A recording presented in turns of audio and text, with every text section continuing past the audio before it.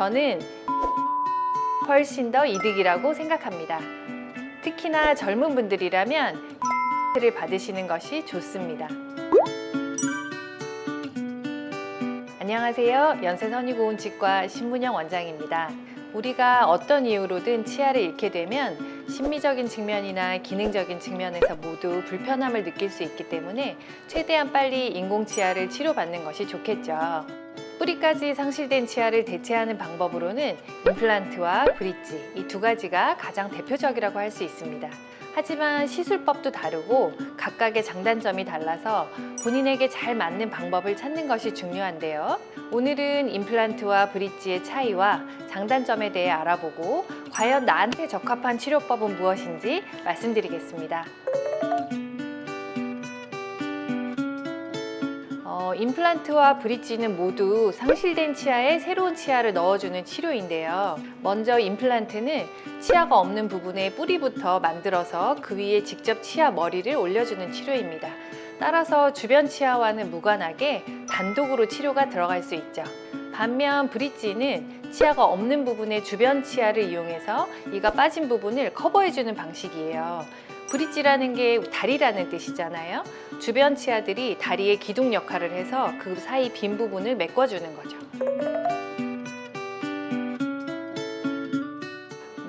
제가 생각했을 때 브릿지랑 비교해서 임플란트의 가장 큰 장점은 주변 치아를 건들지 않는다는 거예요. 빠진 자리 그대로 뿌리부터 대체해서 넣는 치료이기 때문이죠.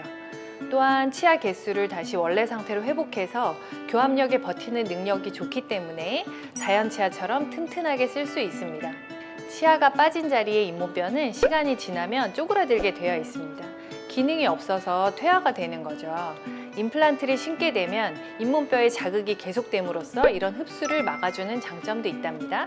하지만 기본적으로 수술을 동반해야 하고 치료 기간이 최소는 2~3개월, 길게는 1년 가까이 걸릴 수 있다는 점은 단점으로 꼽을 수 있겠네요. 반면 브릿지는 치료 기간이 짧다는 장점이 있는데요. 치료를 시작하면 바로 양옆의 치아를 깎아서 본뜨고 크라운이 나오면 그대로 붙이기만 하면 되기 때문에 1~2주의 짧은 기간으로 치료를 마무리할 수 있습니다. 또한 브릿지의 기둥이 되는 주변 치아들이 심미적, 기능적으로 문제가 있어서 어차피 치료를 해야 되는 상황이라면 한꺼번에 치료를 할 수 있다는 장점이 있죠. 지금 이 환자 사진을 보시면 이분의 잇몸이 안 좋아서 가운데 앞니 2개를 뺐거든요. 근데 양옆 치아도 뿌리가 많이 드러나 있고 안 예쁘죠? 이럴 때 브릿지 치료를 하면 일석이조라고 할 수 있습니다.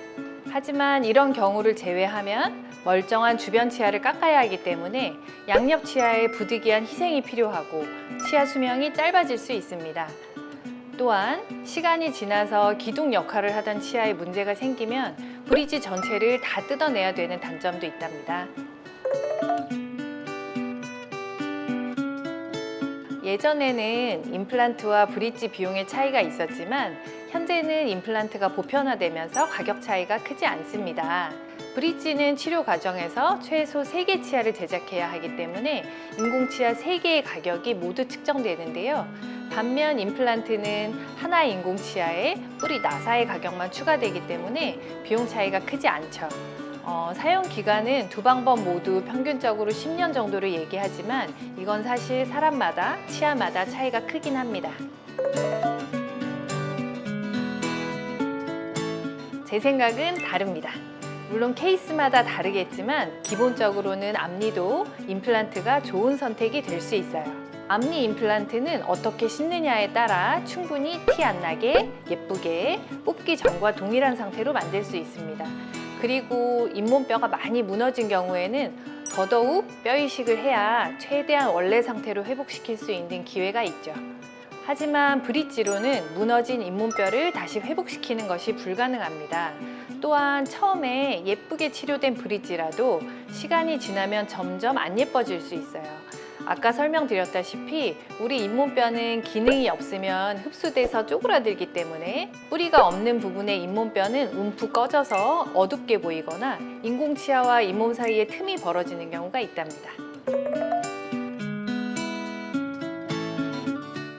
이미 눈치채셨겠지만 저는 전신질환으로 수술이 불가능한 분이 아니라면 대부분의 경우 임플란트가 더 나은 선택이라고 생각합니다. 저희 병원 임플란트 환자분들 중에 브릿지를 쓰시다가 탈이 나서 임플란트로 변경하시는 분들이 적지 않습니다. 브릿지 기둥 역할을 하는 치아는 스트레스가 집중되고 수명도 짧아지게 되죠. 또한 장기간 치아가 없던 자리는 잇몸뼈도 많이 흡수되어 있어서 결국 수술을 할 때에는 뼈 이식이 불가피한 경우도 많답니다. 물론 환자 본인의 치아 상태에 따라 추천하는 방법은 달라지겠지만 시간과 돈을 들여 치아의 제 기능을 회복하는 치료인 만큼 임플란트를 환자분들께 더 추천해드리고 싶네요. 오늘은 임플란트와 브릿지의 차이점과 장단점, 그리고 제가 추천하는 치료 방법은 무엇인지에 대해 말씀드렸는데요. 자연 치아를 상실하고 인공 치아를 넣게 되면 가장 먼저 이질감과 불편함이 없는지를 본능적으로 확인하게 됩니다. 그래서 기존 자연 치아의 기능과 차이가 없도록 인공 치아를 잘 넣어주는 것이 중요하죠. 때문에 치아를 상실한 환자분들은 꼭 인공 치아에 대한 지식과 경험이 풍부한 치과에 내원하셔서 본인에게 잘 맞는 치료 방법을 찾으시길 바랍니다. 지금까지 연세선이 고운 치과 원장 신문영이었습니다. 감사합니다.